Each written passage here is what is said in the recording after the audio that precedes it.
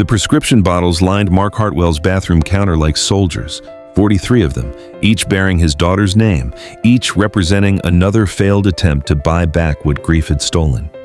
In the next room, 17-year-old Sloane lay unconscious on marble tile, her breathing shallow, her lips the color of old bruises.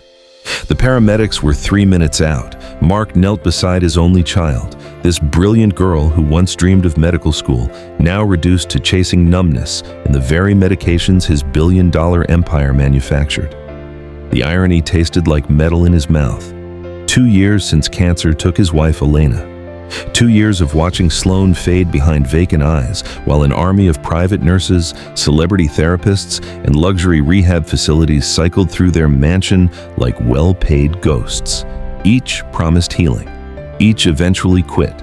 Money, Mark was learning, could buy the finest addiction recovery medications in the world. It just couldn't make his daughter want to recover. But when Paloma Reyes arrived the next morning, a 52-year-old Mexican immigrant hired as emergency household help after the last housekeeper walked out, something shifted in the Hartwell mansion's clinical emptiness. She found Sloane convulsing in withdrawal, and while Mark frantically dialed doctors, Paloma simply sat on the floor. She cradled Sloane's trembling head in her lap, whispered words in Spanish the girl couldn't understand, and stayed, not trying to fix, not lecturing about consequences, just present. Stay with us to witness how an undocumented maid with nursing credentials America refused to recognize taught a pharmaceutical billionaire what healing actually requires, and how a broken family learned to rebuild itself, not by replacing what was lost, but by having the courage to create something entirely new. Mark Hartwell's home office smelled like leather and failure.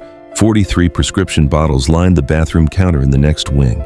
He'd counted them last week, each bearing his daughter's name in that sterile pharmaceutical typeface he'd once found beautiful. Now, the labels mocked him. Sloane Hartwell, take as directed, as if direction mattered anymore, as if anything he manufactured could fix what grief had broken. The quarterly reports glowed on his screen. Hartwell Pharmaceutical's new addiction recovery medication showed promising trial results. The irony tasted like copper in his mouth. His phone buzzed. Margaret, the housekeeper. "Mr. Hartwell, I need to—" "Not now." He rubbed his temples, the same way Elena used to when he brought work to bed. 2 years since cancer took her. 2 years since his company's experimental treatment failed her cell by cell, day by excruciating day. The mansion felt like a mausoleum with climate control and surveillance cameras that showed him exactly how much he'd lost. Another buzz. His executive assistant this time. Mark, the night nurse, quit. Texted her. Resignation at 3 a.m. The 5th nurse this month. Mark climbed the stairs to Sloane's wing, each step heavier than the last. The smell hit him first, sweat and chemical sweetness, the particular stench of withdrawal and desperation. Her door hung open. Inside, carnage, clothes torn from hangers, curtains ripped down, furniture overturned like a crime scene. His brilliant daughter, the straight-A student who once dissected the pharmacology of his medications with frightening precision, had redecorated in chaos. He found her in the bathroom. Sloane lay on marble tile, her lips the color of old bruises, surrounded by empty orange bottles, stolen from his briefcase, his bathroom, his pockets. Her chest rose and fell in shallow stutters. Mark's hands shook as he dialed 911, his pharmaceutical expertise suddenly worthless. He knew exactly what each pill did to her system, could calculate drug interactions in his sleep, and none of it mattered because his daughter was dying on imported Italian marble. The paramedics arrived in minutes that stretched like hours. Stomach pump, IV fluids, vitals called out in that clinical shorthand he usually found comforting. At the hospital, a doctor 20 years younger than him delivered the news with practiced sympathy. 3rd overdose in 6 months. Another rehab facility refused readmission. Liability concerns. Child Protective Services was flagging the case. Mark Hartwell, pharmaceutical billionaire, could buy anything except his daughter's survival. Dawn broke as he drove home alone. The mansion waited, vast and empty, smelling of chemicals and despair. Margaret stood in the foyer, resignation letter in hand. "I can't watch this anymore, Mr. Hartwell. I'm sorry. I loved Elena. I loved Sloane. But this—" She couldn't finish. Mark stood in his sterile office surrounded by everything he'd built, patents framed on walls, awards gathering dust, stock certificates worth billions. His father died of alcoholism when Mark was 12. He'd built Hartwell Pharmaceuticals as an answer to that helplessness, manufacturing medications that saved thousands from addiction's grip. But he couldn't save the girl sleeping 200 feet away, her stomach pumped clean, her veins carrying saline and broken promises.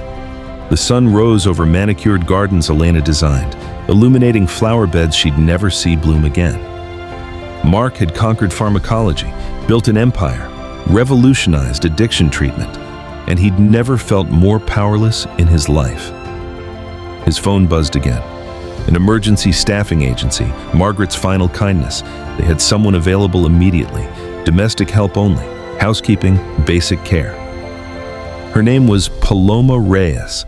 Mark approved it without asking questions. He didn't know he'd just hired the woman who would dismantle everything he thought he understood about healing. Paloma Reyes arrived at noon carrying a small canvas bag and eyes that had seen the bottom of things. Mark briefed her in the foyer, keeping it clinical. Maintain household operations, stay away from his daughter's wing, medical staff would handle Sloan. Paloma nodded, said little, her English careful and precise. She wore sensible shoes and her graying hair in a neat bun. She looked like any of the dozens of domestic workers who'd cycled through the mansion. She was nothing like them. At 2 p.m., Sloan came home from the hospital with a 72-hour psychiatric hold recommendation Mark had rejected in favor of private care. The overnight nurse he'd hired quit via text before she even arrived. Sloan stumbled upstairs, barely conscious from sedatives, and collapsed in her room. By 3 p.m., the day shift psychiatric nurse was packing her bag. "I can't work under these conditions, Mr. Hartwell. The patient is non-compliant, aggressive, and..." The scream cut her off. Sloan in full withdrawal. Mark ran for the stairs. The nurse ran for the door. And Paloma walked calmly to the kitchen, filled a basin with cool water, gathered clean towels, and climbed the stairs with the quiet certainty of someone who'd walked through fire before. Sloan was convulsing on the floor when Paloma entered, body rigid, eyes rolled back. Mark stood frozen, phone pressed to his ear, rattling off symptoms to an on-call physician. Paloma set down the basin and sat on the floor. She eased Sloan's head onto her lap, turning it gently to the side. Her hands moved with practiced efficiency, checking breathing, loosening tight clothing, protecting Sloan's head from the hardwood. "Estás bien, mija," she murmured. "Estoy aquí." Sloan couldn't understand the Spanish words, but her body responded to something in Paloma's touch. Not frantic like Mark's hovering, not clinical like the nurses who'd tried to restrain her. Just present. The seizure passed. Sloan's breathing steadied. Mark ended his call, finally noticing the woman cradling his daughter like she mattered. "You should," he started. "She needs cleaning," Paloma said quietly. "Fresh sheets, water, rest." She didn't wait for permission. She lifted Sloan, thin as paper, light as grief, and carried her to the bed. Mark watched this 52-year-old woman he'd hired to clean toilets handle his daughter with more competence than doctors charging $500 an hour. Paloma washed Sloan's face, changed her sweat-soaked clothes, remade the bed with quick efficiency. She said nothing, didn't lecture, didn't diagnose, didn't promise miracles. She just stayed. When Sloan finally slept, Paloma cleaned the trashed room without comment, straightened overturned furniture, swept up broken glass, collected empty pill bottles. She worked in silence, her movements economical, her face unreadable. Mark found his voice. "You don't have to." "Where do these go?" Paloma held up the empty bottles. "Trash. Evidence. I don't know anymore." "Trash," Paloma decided. She didn't explain. She simply disposed of them and continued, working. That night, as Mark sat in his office pretending quarterly reports mattered, he watched the security feed.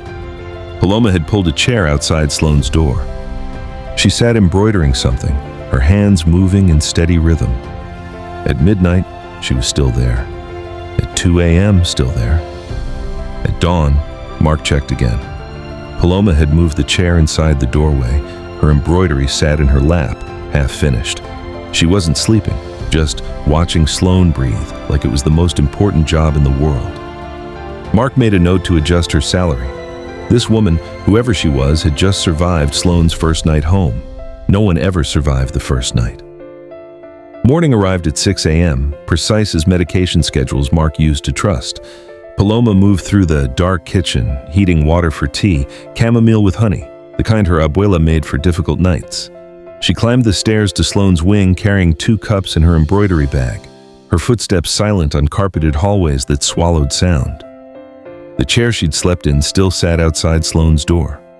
Paloma moved it inside the doorway instead. She sat, set 1 cup on the floor beside her, held the other, and waited. Sloane lay facing the wall, her breathing ragged. Paloma didn't speak.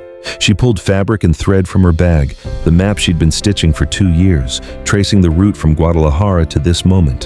Her needle moved through cloth, creating borders she'd crossed, deserts she'd survived. "Get out!" Sloane's voice came hoarse, chemical raw. Paloma's needle didn't pause. "I understand. I said get out. Yes, I hear you."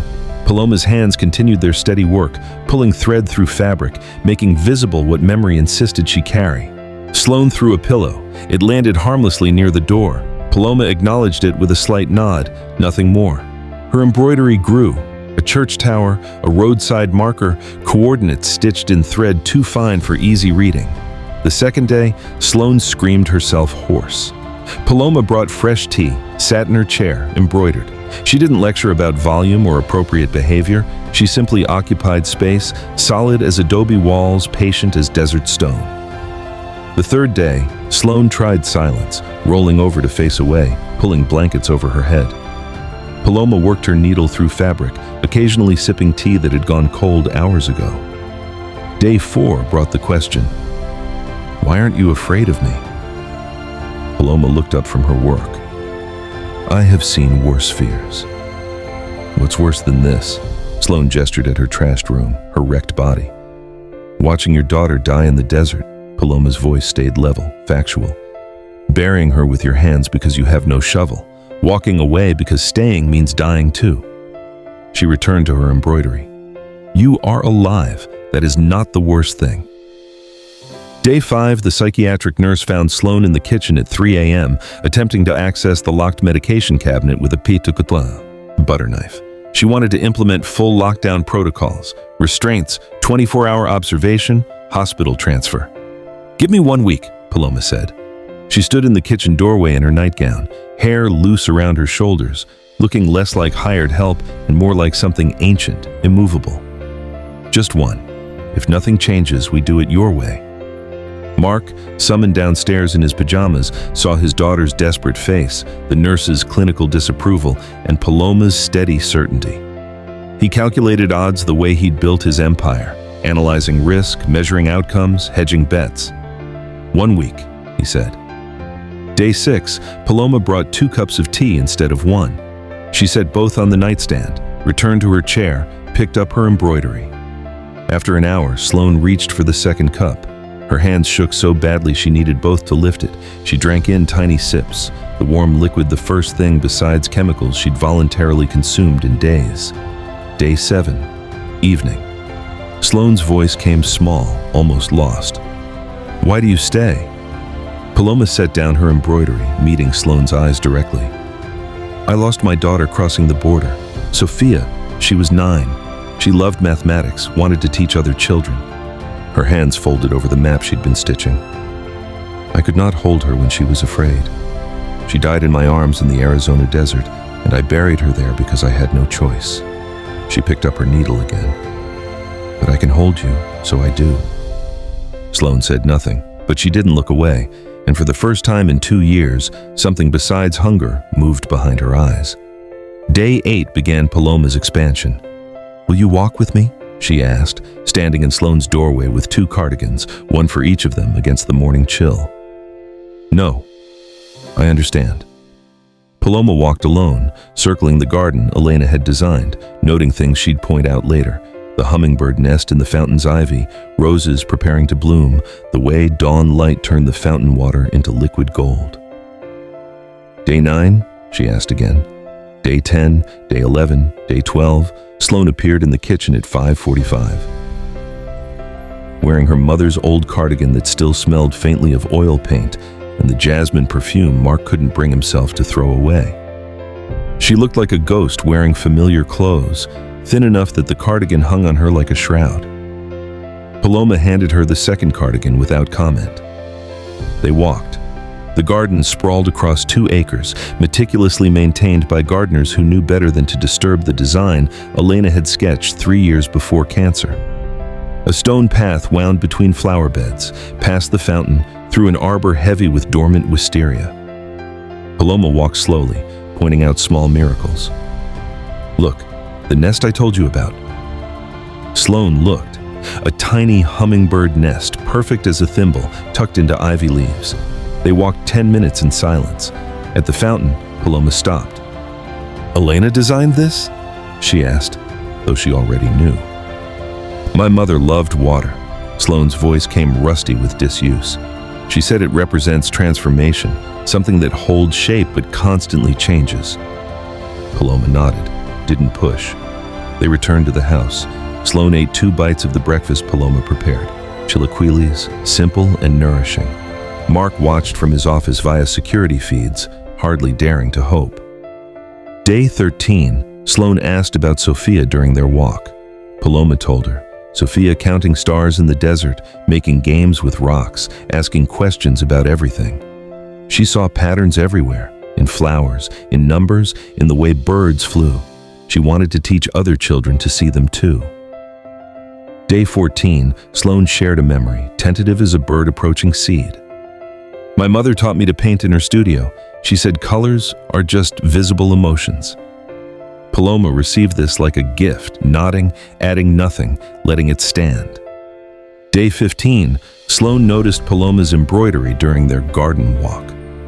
The cloth draped over Paloma's arm, partially visible. "What is it?" Paloma unfolded it carefully.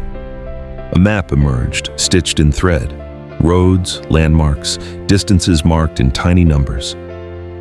"The route I walked with Sophia, from Guadalajara to here." She traced a line with one finger. "This is where we crossed. This is where she..." Her finger stopped at a small cross stitched in black thread. "This is where I buried her." Sloane touched the fabric with careful fingertips, reading geography written in grief. Day 17, something shifted. They walked past the topiary animals the gardener had sculpted. A giraffe, an elephant, something that might have been a rabbit but looked more like a deformed potato. "That's supposed to be a rabbit?" Sloane asked. "Perhaps a rabbit that met with an accident," Paloma suggested, deadpan. Sloane made a sound, half sob, half laugh, entirely unexpected. The laugh surprised her more than anyone, erupting from some place she'd thought pills had killed. Paloma smiled, just slightly, and they continued walking. In his office, Mark watched his daughter laugh for the first time in 2 years. The sound came through the security feed's audio, faint but unmistakable. His hand went to his chest, as if he could physically hold the moment there. He stood at the window, watching them circle back toward the kitchen. 2 women in oversized cardigans, walking through a garden designed by a ghost, finding something he'd stopped believing existed. A reason to keep moving forward. Day 12 arrived with Sloane appearing in the kitchen at 5:45 a.m., an apparition in her mother's paint-stained cardigan. The fabric hung on her frame like a flag on a windless day, but she was vertical, present, waiting. Paloma handed her the second cardigan without acknowledgement of the miracle this represented, the addict who couldn't manage stairs now seeking morning air. They walked their circuit. Paloma pointed to the hummingbird nest, now containing 2 impossibly small eggs. "New life," she said simply. Sloane nodded, unable to articulate that she understood the metaphor, that her body was recognizing something besides hunger for the first time in months. Back in the kitchen, Paloma began preparing chilaquiles, the kind her abuela made, simple and forgiving. "Will you help?" she asked, not looking at Sloane, giving her permission to refuse. Sloane approached the counter. Paloma handed her an egg. The egg trembled in Sloane's hands, her fingers twitching from weeks of chemical rewiring. She tried cracking it against the bowl's edge. It slipped, smashed on the floor. Yolk spread across expensive tile like accusation. "I can't!" Sloane's voice broke. "I can't even crack an egg." Paloma retrieved another egg, placed it in Sloane's shaking palm, then covered Sloane's hand with her own. Together, they cracked it cleanly.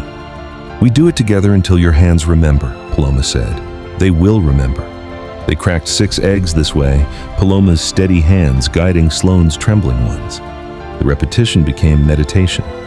When Paloma started frying tortillas, the smell filled the kitchen, corn and oil and something that approximated home.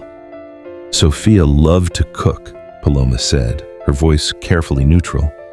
She would stand on a chair, so serious, measuring everything 3 times. I told her cooking is about feel, not numbers. She said numbers were her feel. A small smile. She was probably right. Sloane watched Paloma layer the dish. Tortillas, salsa, cheese, eggs. "I can't remember the last time I actually tasted food," she admitted. "Everything's been chemical. Like my mouth forgot how to translate flavors." "It will return," Paloma promised. But slowly. The body must relearn trust. They sat at the kitchen counter, not the formal dining room Mark insisted on. 2 plates, 2 forks. Sloane took a bite. Her taste buds, deadened by months of medication and neglect, struggled to process the information. But something registered. Warmth, salt, the ghost of flavor. 3 bites, Paloma said. "That is enough for today." Sloane ate 3 bites. Mark, watching from the doorway in his rumpled suit, witnessed more nourishment consumed than he'd seen in weeks. That afternoon, Sloane found Paloma mending linens in the sunroom. She watched the needle move through fabric, creating order from frayed edges. "Can you teach me?" she asked. "The embroidery thing?" Paloma handed her a small square of cloth and thread. "Start with the running stitch, simple, in and out, making a line." She demonstrated, her movements economical and sure. Sloane's hands shook, the needle slipped. She stabbed her finger, drew blood. But she tried again and again. Paloma worked beside her in silence, not correcting, not praising, simply present. Evening descended. Mark stood at the kitchen entrance, uncertain if he was welcome in this space Paloma had claimed through quiet occupation. She looked up from chopping saikas. Vegetables met his eyes, and without words, set a 3rd plate at the counter. Mark sat. They ate mostly in silence. Sloane's stabs at embroidery spread beside her plate, Paloma's tea cooling in its cup, Mark's phone mercifully dark. Not comfortable, exactly, but something tentatively approaching peace. After dinner, Sloane didn't immediately retreat to her room. She stayed 10 more minutes, needle fumbling through cloth, creating a line of stitches so uneven they could have been topography. But she stayed. She tried. Mark realized this was what 2 weeks with Paloma looked like. His daughter, eating, staying, trying. His billions couldn't have purchased this. Day 19. Sloane stopped during their morning walk, her feet planted on the stone path like she'd discovered an invisible wall. "Can we go somewhere different?" Paloma waited, her silence an invitation. "My mother's studio." Sloane's voice came small. "I haven't, not since the funeral. Do you want company?" "Yes." They walked the long way around, past the topiary menagerie, through the rose garden preparing its annual resurrection. The studio occupied the east wing, separate from the main house, designed that way so Elena could escape into her work. Mark had locked it after her death, unable to enter but unwilling to dismantle the space where his wife had been most herself. The door wasn't locked today. Sloane pushed it open. Inside, time had stopped in the worst way. Paintings mid-progress leaned against walls. Brushes stood in jars, their bristles stiff with dried paint. The smell had faded, no longer oil and turpentine, just dust and memory. Elena's cardigan still hung on the chair where she'd left it 2 years ago, preparing for a session she'd never complete. Sloane stood in the doorway, her breathing shallow. "We can leave," Paloma offered. "No." Sloane stepped inside. Her feet carried her to the easel where her mother's final painting waited, an abstract piece in blues and grays that looked like grief made visible. "I found him here," she said quietly. "My father. The day after Mom's funeral, he was sitting on the floor, surrounded by his company's research files, All the treatments that failed. He was crying so hard he couldn't breathe. She touched the dried paint on the palette. I understood everything in that moment. His medicine killed her, and he knew. The CEO of Hartwell Pharmaceuticals, the man who manufactured hope, knew his products were just expensive placebos. How do you carry that? You don't, Paloma said. Not alone. I tried to carry it for him. Sloane's voice cracked. My grief plus his guilt. I made it my job to be strong enough for both of us. But I wasn't, so I found his pills. One to sleep through the night without dreaming, one to wake up without remembering, one to stop feeling anything at all. She laughed, harsh. Funny how they worked exactly as advertised. Paloma moved to the window, looking out at the garden. After Sophia died, I wanted to die too. Walking through that desert, carrying her memory, it was easier to imagine lying down, letting the sun finish what grief started. She turned to face Sloane. But something made me continue, not courage, not hope, just unwillingness to let her death be the end of everything. Does it get easier? No, you get stronger, different thing. Over the next days, they cleaned the studio together, not erasing Elena, archiving her. They cataloged paintings, cleaned brushes, a futile gesture but necessary, organized supplies. Paloma suggested that Sloane try painting, but differently. Use your embroidery stitches, just color and thread, nothing complicated. Sloane created her first piece on day 22, a simple pattern of broken lines that somehow, miraculously, created a whole when viewed from distance. She worked in silence, her hands steadier than they'd been in months, her mind focused on something besides the chemical whisper of pills. That evening, she brought it to Mark's office. He looked up from his laptop, exhausted from conference calls with his board about Sloane's treatment plan. I made this, she said, holding out the embroidered canvas. Mark studied it, the fractured lines, the careful stitches, the way brokenness became beauty when given enough patience. His throat closed. He couldn't finish. He simply cried. Not the explosive grief Sloane had witnessed in the studio 2 years ago, but something quieter, more hopeless. The sound of a man who'd built everything on false premises and was finally admitting it. Sloane didn't comfort him, but she didn't leave either. She pulled up a chair, sat down, and stayed in the room while her father broke. It wasn't forgiveness exactly, but it was presence. And for now, that was enough. 4 weeks after Paloma's arrival, Richard Chen materialized in Mark's foyer like an unwelcome diagnosis. Behind him stood the company's lead counsel, briefcase in hand, expression carefully neutral. Mark knew that look. Corporate damage control, the kind that required legal buffers and plausible deniability. "We need to talk," Richard said, privately. In Mark's office, Richard deployed facts like surgical instruments. Margaret's replacement had filed an HR report, an undocumented immigrant providing unsupervised care for the CEO's minor child during withdrawal without medical credentials, while Hartwell Pharmaceuticals sought FDA approval for addiction recovery medications worth billions. "The optics are catastrophic," Richard said, his voice empty of inflection. "If she relapses, she's improving." Mark heard the defensiveness in his own voice. "That's not the point." The lawyer leaned forward.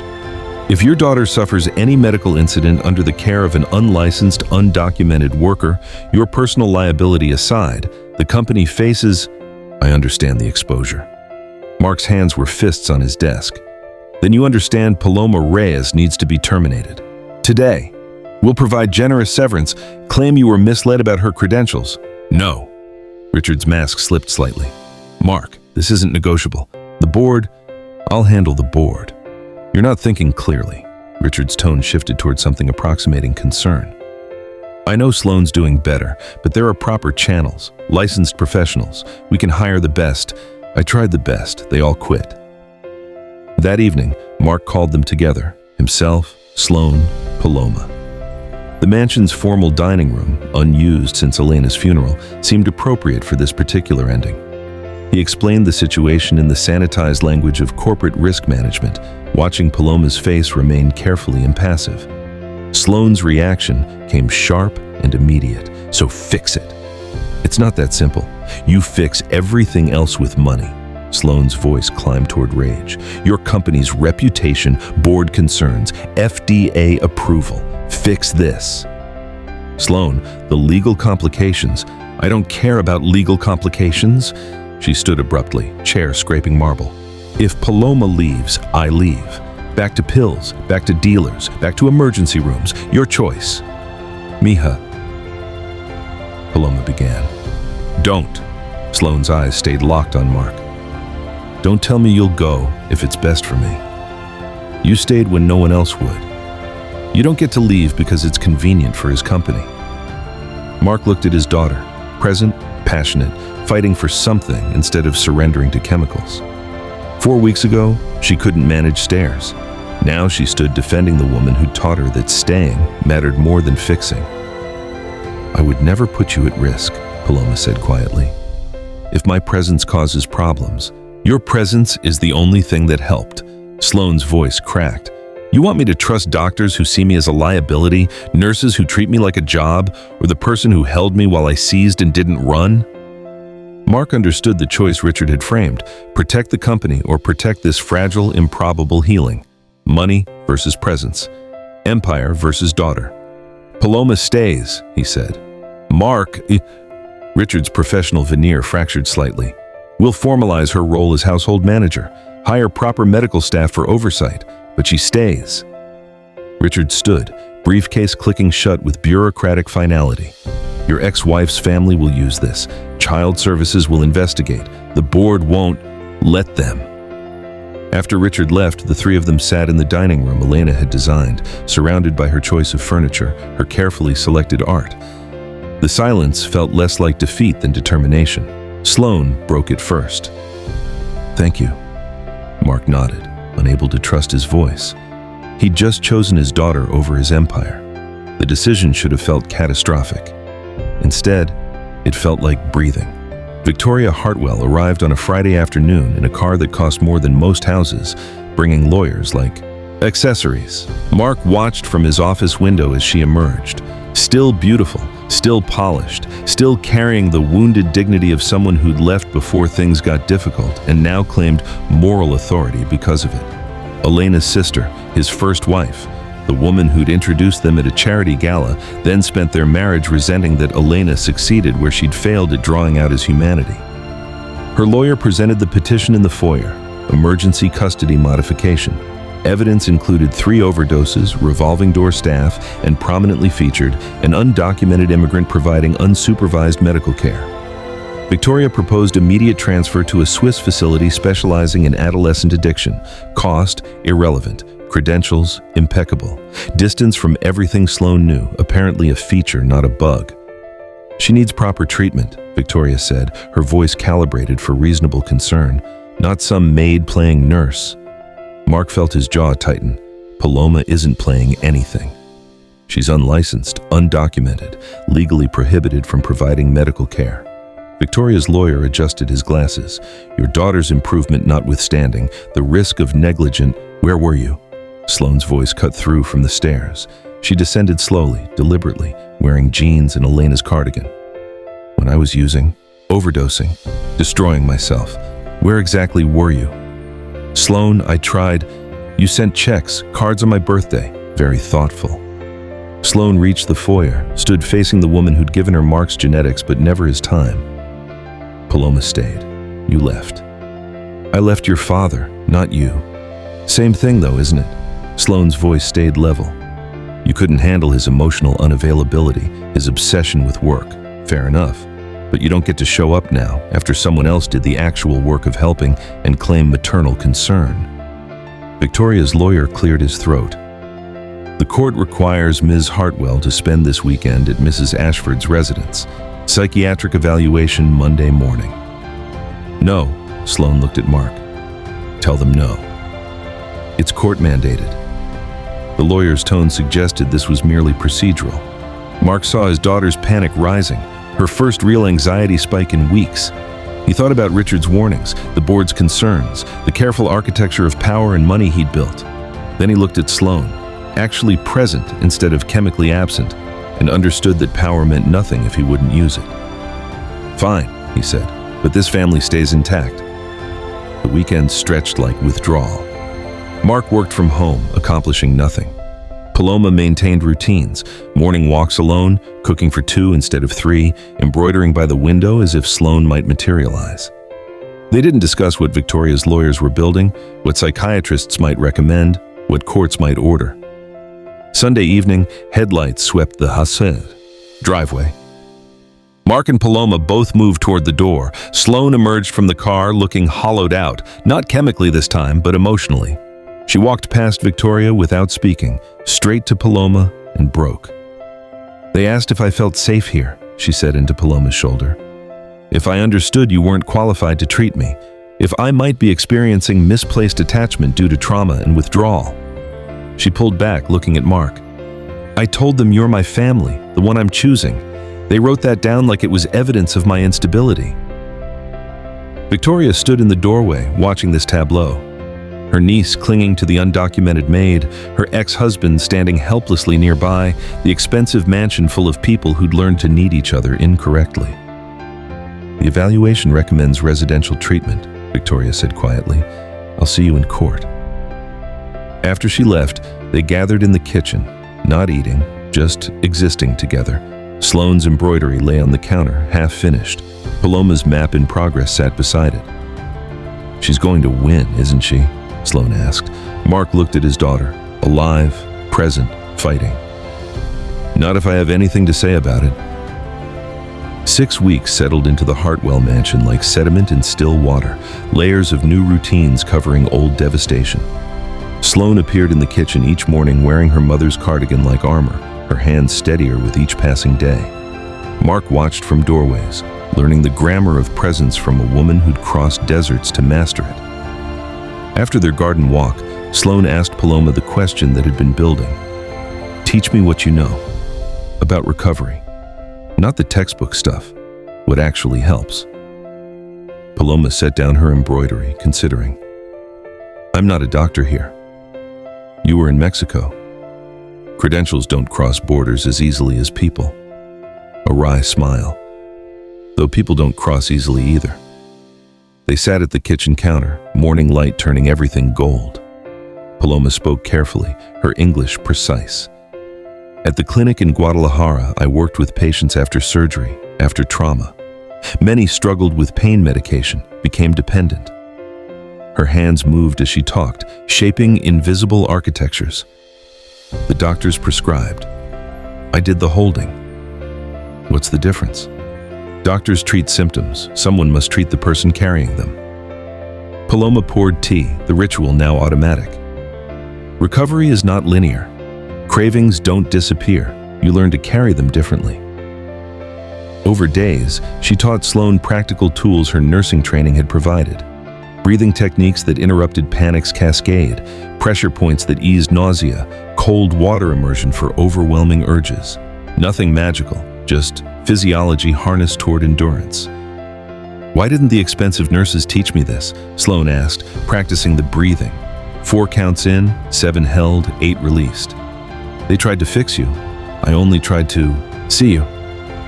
Paloma demonstrated a pressure point on Sloane's wrist, her touch clinical but gentle. "There is a difference." They established new rhythms. Morning walks stretched to 30 minutes as Sloane's stamina returned. Cooking lessons filled afternoons, Paloma teaching her how to taste again, to notice cumin's warmth, cilantro's brightness, the way lime transformed everything it touched. Evenings meant embroidery, both working in comfortable silence. Sloane's hands remembered steadiness, color returned to her face, weight to her frame. She started sleeping through nights without sedatives, her dreams no longer chemical landscapes but actual memories she could navigate. One evening, Mark found them in the sunroom, Sloane helping Paloma practice English medical terminology, while Paloma taught Spanish phrases in return. They moved between languages like dancers, filling gaps in each other's knowledge. "You were a nurse," Mark said to Paloma.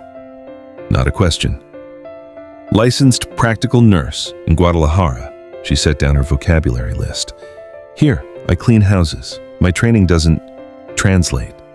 But you're using it anyway. I cannot stop seeing what needs care." Her voice carried no resentment, just statement. "Sophia wanted to be a teacher because she loved sharing knowledge. I became a nurse because I could not walk past suffering. These things don't require permission, only courage. Mark absorbed this, that the person saving his daughter couldn't legally practice the skill she was using, that credentials mattered less than competence, documentation less than dedication. His pharmaceutical empire suddenly felt very small, very inadequate. "Would you want to practice nursing again?" he asked. "Officially?" Paloma's hands stilled over her embroidery. Wanting and having are different things. Not always. Mark met her eyes. Not necessarily. That night, he sat in his office researching immigration law, credential recognition programs, pathways for foreign healthcare workers. The injustice settled in his chest like a stone. This woman possessed skills his country desperately needed, yet bureaucracy rendered her invisible. His phone buzzed. Richard, with another urgent message about board concerns. Mark deleted it without reading. Some things mattered more than quarterly reports. 2:47 a.m. Sloane's phone illuminated her dark room, the dealer's number appearing like a demon summoned by insomnia and old neural pathways. The voice on the other end knew exactly what to say, smooth, familiar, promising relief from this exhausting work of staying present. "New number, Sloane. Knew you'd need it eventually. Same delivery protocol, 1 hour." Her thumb hovered over the yes that would undo 7 weeks of morning walks and cooking lessons and learning to taste food again. The chemical seduction whispered, "Just once, just to remember what numbness felt like, just to stop this constant vigilance against relapse." Muscle memory almost answered. Instead, her feet carried her down the hallway to Paloma's room. She knocked, barely, knuckles grazing wood like a question mark. Paloma opened the door immediately, sleep mussed but alert. She took in Sloane's trembling hands, her wide eyes, the phone clutched like a weapon or lifeline. No words necessary. She simply stepped aside, inviting Sloane into the small space that smelled of soap and the lavender sachets she made from garden herbs. "I wanted to say yes." Sloane's voice came raw. "Part of me still wants to." "I know." Paloma filled her electric kettle, hands moving through the familiar ritual. "That part may always be there. When does it get easier?" "It doesn't. You get stronger." They sat on the floor, backs against the bed, while water heated. Paloma didn't ask who called or what they offered. She understood that some details fed the hunger rather than starving it. "After Sophia died," Paloma said quietly, "I wanted to die too. Walking through that desert, carrying her memory, it felt easier to lie down. Let the sun finish what grief started." She poured tea into mismatched mugs. But something made me continue, not courage, not hope, just unwillingness to let her death be the end of everything. Sloane wrapped both hands around her mug, anchoring herself to its warmth. "I called you instead of him." "Yes. That's the difference, isn't it? Not that I don't want to use, that I called someone. That is everything." Paloma's hand found Sloane's shoulder, steady pressure. "The wanting doesn't make you weak. Acting differently than the wanting, that makes you strong." They sat until dawn painted the windows gray, then gold. Sloane told Paloma about her mother's final days, about watching Mark's expensive medicine fail cell by cell, about taking his pills initially just to sleep without dreaming, then to wake without remembering, finally to stop feeling anything at all. "I understand," Paloma said. "Numbness seems like survival, but it's just slower dying." When morning arrived proper, they found Mark in the kitchen attempting breakfast. Badly, burning toast, but trying. He looked up at Sloane's exhausted face and somehow understood without asking. "Rough night?" he asked carefully. "But I'm here." Sloane took the spatula from his hands, salvaged the eggs before they became inedible. That counts for something. It counts for everything. They ate together, this unlikely configuration. Pharmaceutical billionaire, undocumented immigrant recovering addict, bound by the simple revolutionary act of showing up. Not fixing, not curing, just staying.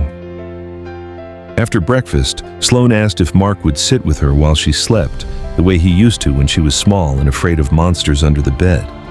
Different monsters now, but the same fear underneath. That darkness would swallow her whole. He did, falling asleep in the chair beside her bed. Paloma's embroidered blanket covering his shoulders. When Sloane woke hours later, she found him still, there, present instead of solving, accompanying instead of fixing. "Thank you," she whispered. Mark opened his eyes, saw his daughter alive and fighting. "Thank you for letting us help." For the first time, he'd said us, 8 weeks into what Mark had started calling the reconstruction, a term that felt both clinical and hopeful. His head of security called with news that turned his blood to ice water. Immigration and Customs Enforcement had received an anonymous tip. They were coming. Today. Mark's lawyer delivered the assessment with professional detachment. "Given your profile, they can't ignore this. You have maybe 3 hours, 4 if we're lucky." "Victoria's people?" Mark asked, though he already knew. Her lawyer won't confirm or deny. Legally, they don't have to. A pause. "Mark, you need to understand what happens next. ICE will detain Paloma regardless of Sloane's condition. Your best option, your only option, is immediate termination. Claim you were deceived about her status, pay severance, let her disappear before they arrive." Mark looked out his office window at the garden where his daughter and Paloma walked each morning, where Sloane had learned to laugh again. 8 weeks of progress. 8 weeks of his daughter choosing life over numbness. He called them both to his office. Sloane knew immediately. Something in his face, the way he couldn't quite meet her eyes. "No," she said, the word sharp as breaking glass. Paloma's response came quieter. "How long do I have?" "I'm making calls," Mark said, reaching for his phone. "Immigration attorneys, company contacts with political connections, anyone who might delay the inevitable." Each conversation ended the same way. Nothing could stop the process once ICE received a credible tip about a high-profile case. 3 hours became 2. 2 became 1. Sloane dressed for the first time in months, real clothes, not her mother's cardigan. She came downstairs looking fierce and fragile. "What can I do?" "There's nothing," Mark began. "Don't." Sloane's voice carried an edge he'd never heard before. "Don't tell me there's nothing. You fix everything with money and power. Fix this." "The system doesn't work that way." "Then break the system." At 7 p.m., the knock came. 2 agents, professionally courteous, unmoved by the mansion's opulence or Mark's name. They had a warrant. They asked for Paloma Reyes. Paloma had prepared a small bag. She'd known, Mark realized, from the moment he called them to his office. She'd spent her hour not packing but cooking. Chilaquiles, the breakfast she made for Sloane each morning, enough for 3 days. The kitchen smelled like comfort and goodbye. Sloane grabbed Paloma's hand. "You promised you'd stay." "I will try, mija. I will try everything." Paloma's voice didn't shake. She'd survived worse than this, a desert that took her daughter, a border that erased her credentials, years of invisibility. But Mark saw something flicker in her eyes when she looked at Sloane. Not fear for herself, fear for what this would do to the girl she'd taught to stay. The agents escorted her out, professional, efficient, irreversible. Sloane watched the car disappear down the driveway, red taillights fading like dying embers. She turned to Mark, her face a mask of control that scared him more than any rage. "Fix this," she said again. Then she walked upstairs. Mark heard the bathroom door lock. His legs carried him up the stairs, his hand pressed against the wood, his voice calling through, "Sloane, please, open the door!" Silence. Then the sound of bottles being moved, the medicine cabinet opening. His own pills, the ones he'd never properly secured because trust had been rebuilding, because 8 weeks of morning walks had made him forget that addiction doesn't disappear. It just waits. "Sloane, fix it," she said from the other side, "or I'm done trying." Mark slid down the bathroom door until he sat on the floor, his pharmaceutical empire reduced to this. His daughter on one side of a locked door, his medications arranged in front of her like a chemical escape route. He could break down the door, call emergency services, force his way in with paramedics and police, resume the pattern of crisis and rescue that defined their lives before Paloma arrived. Instead, he stayed where he was and began talking. "Your mother died on a Tuesday," he said. "I remember because I had a board meeting scheduled. I actually considered attending. Can you imagine? Elena was dying, and I thought about quarterly reports." His voice cracked. "I built this company to save people like my father, to manufacture hope in pill form. But when it mattered, When it was Elena, every medication failed. Every treatment protocol failed. I failed. Silence from inside, but she was listening. He could feel it. I didn't know how to be around you after, he continued. Looking at you meant facing what I'd lost, facing what I couldn't fix, so I threw money at problems instead. Hired nurses, found therapists, sent you to facilities that cost more than most people's houses, and you got worse. He pressed his palm against the door. Because you didn't need solutions. You needed me to sit with you in the pain. So sit, Sloane said from inside. Her voice was steady. Too steady. Sit while I do what I came here to do. I can't fix Paloma's situation. Not tonight. Maybe not ever. The immigration system doesn't care about pharmaceutical billionaires or dying girls or women who save lives without proper paperwork. He took a breath. But I can do this. I can stay right here. Not trying to fix you, not offering solutions. Just present. She was present, Sloane said, and now her voice shook. Every morning, every night, she didn't leave. They took her. You let them. The accusation hit like a fist. Mark absorbed it because it was true.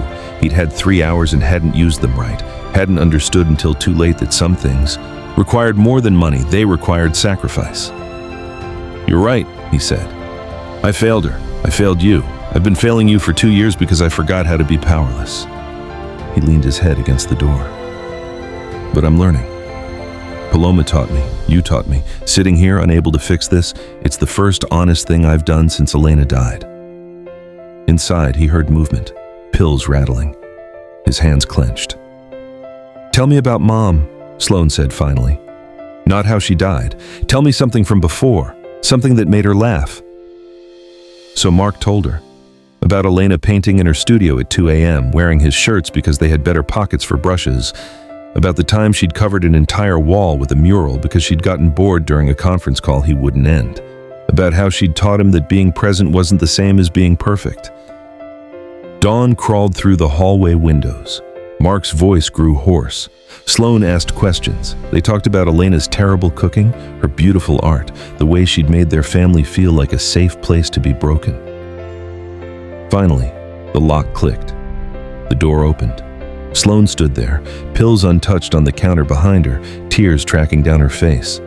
She fell into his arms, and Mark held her while she shattered, not from chemicals, but from honest grief finally allowed to surface. We get her back, Sloane whispered. Whatever it costs, we get her back. We will, Mark promised, and meant it. But first, you and me, right here, right now. They sat together on the bathroom floor until full morning arrived, two broken people learning that sometimes healing meant just refusing to let go. 3 days after Paloma's detention, Mark assembled an army of immigration attorneys who spoke in careful probabilities and legal precedents. They arranged an emergency bond hearing. Expensive, unprecedented, likely futile. The detention center sat 40 miles away, a concrete facility that processed human beings like pharmaceutical compounds, sorted, labeled, stored pending disposal. Sloane insisted on testifying. Mark's lawyers warned against it. Exposing her vulnerability would strengthen Victoria's custody case, provide ammunition for the argument that he enabled dangerous negligence. But Sloane refused to stay silent while Paloma sat in a cell for the crime of saving her life. The hearing room smelled like disinfectant and broken promises. Paloma entered in detention facility clothes, thinner after 3 days of institutional food, but her spine remained unbowed. She met Sloane's eyes across the room and smiled, small, steady, present even here.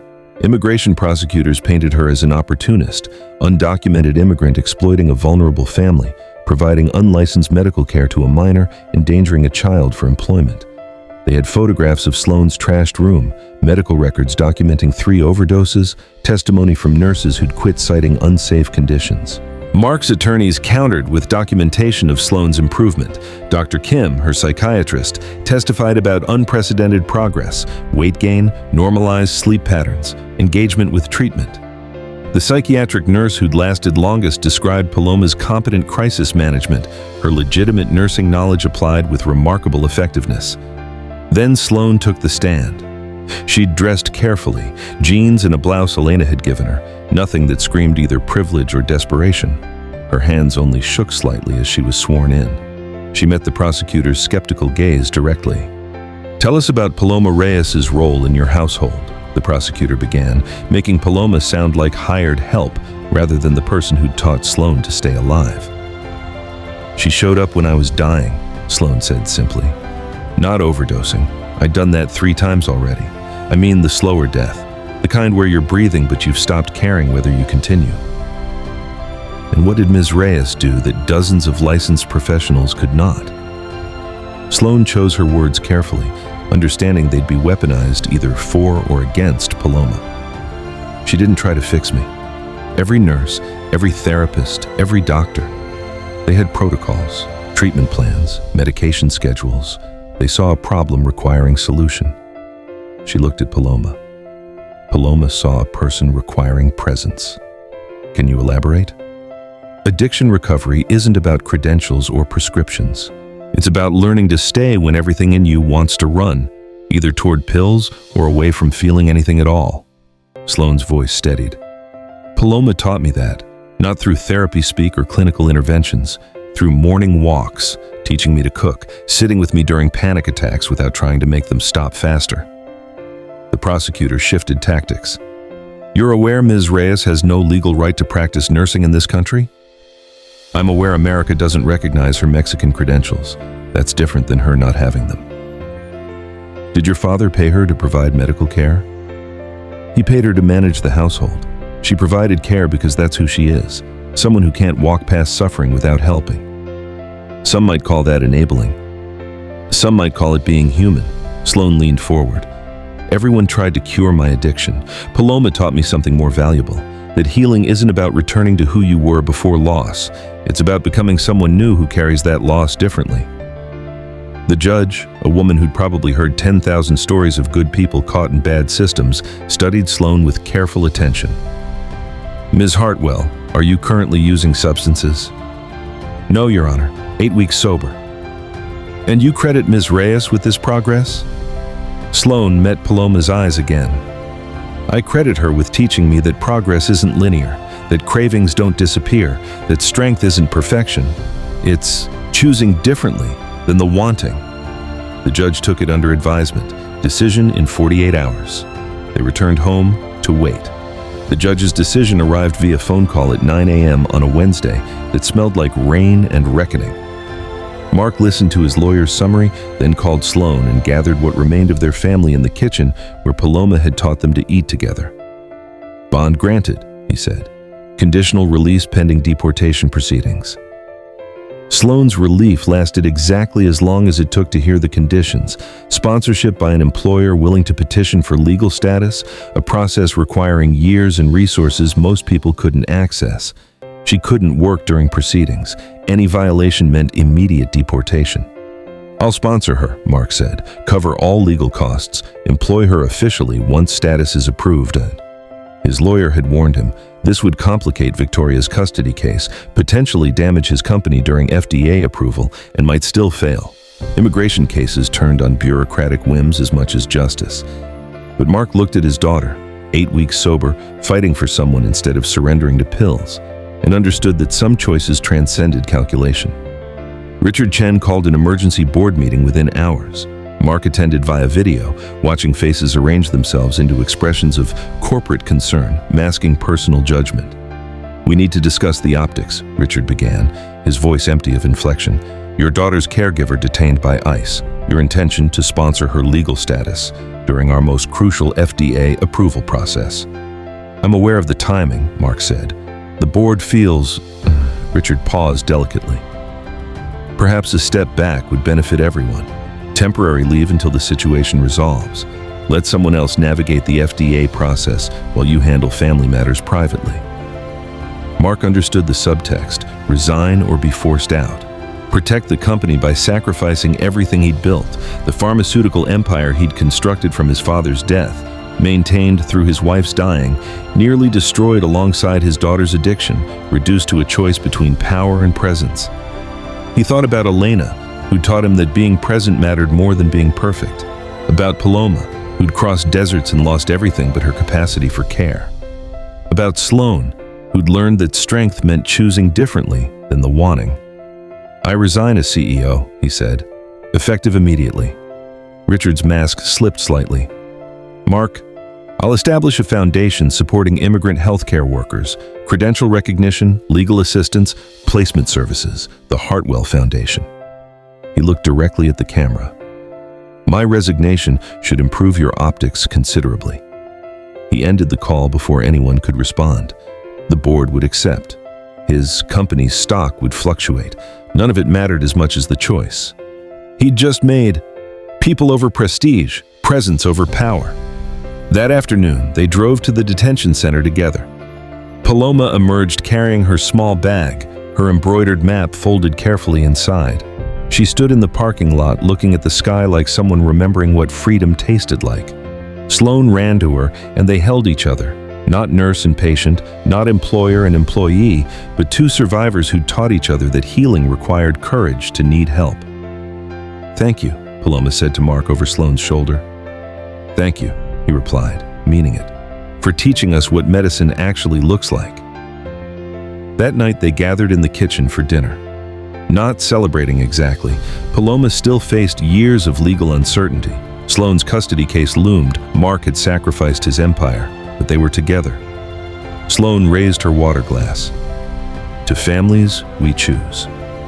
They drank to broken pieces, creating something new. 6 months telescoped into the kind of transformation that would have seemed impossible on that first morning when Paloma brought tea to a locked bedroom door. Sloan, 7 months sober, carried herself differently now. Not with the fragile caution of early recovery, but with something harder won. The understanding that healing wasn't destination, but direction. She'd enrolled at community college, taking courses in psychology and studio art, discovering that her mother's creativity and her father's analytical mind could coexist in the same person. 3 afternoons a week, she volunteered at a recovery center downtown, running an embroidery circle she'd designed herself. Paloma's technique translated into peer support, teaching others that sometimes healing required nothing more complex than threading a needle while someone sat with you. The custody case had resolved through compromise rather than combat. Victoria, confronted with the evidence of Sloan's transformation, agreed to supervised visits and family therapy. She appeared monthly now, still uncomfortable with the informal rhythms of the life Sloan had built, but trying. That was something. Paloma's immigration case crawled through its bureaucratic labyrinth with the speed of geological processes. Mark's lawyers remained cautiously optimistic, a phrase that meant nothing and everything. She studied each evening for her American nursing certification, Mark's foundation, covering materials, tutors, the endless fees that accompanied credential recognition, English classes 3 times weekly, practice exams spread across the kitchen counter where they'd first cooked together. Mark himself had transformed his wealth into something resembling purpose.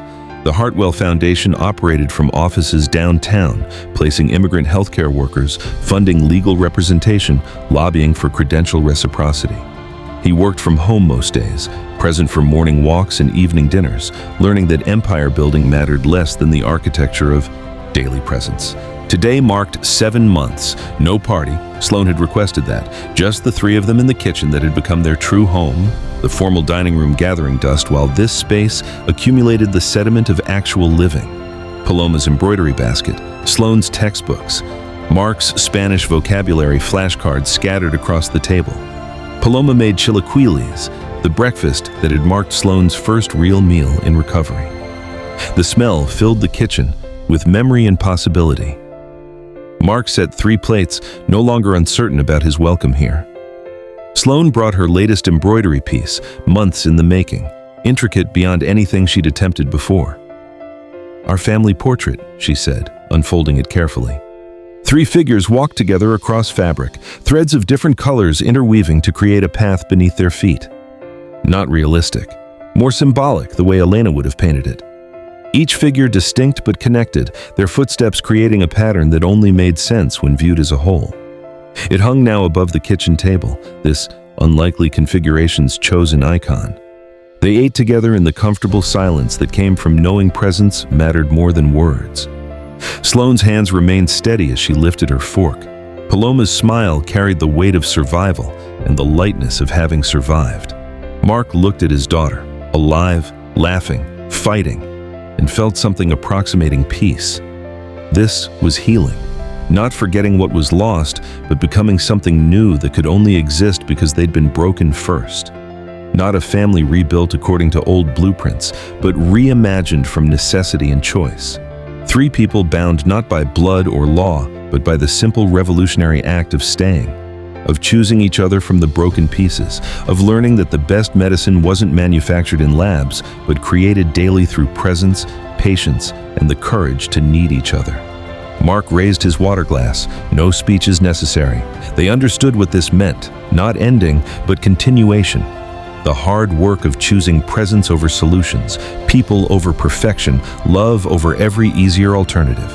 They drank to that, to families made from broken pieces, to healing that looked nothing like anyone expected, to the quiet revolution of simply staying.